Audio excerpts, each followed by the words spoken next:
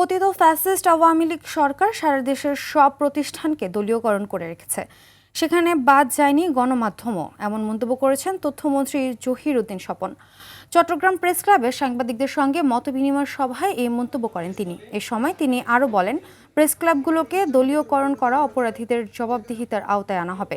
মতবিনিময় সভায় জাতীয় প্রেস ক্লাবের সভাপতি হাসান হাফিজ, বিএফইউজের মহাসচিব কাদের গনি চৌধুরী, চট্টগ্রাম জেলা প্রশাসক জাহিদুর রহমান মিয়া বক্তব্য রাখেন।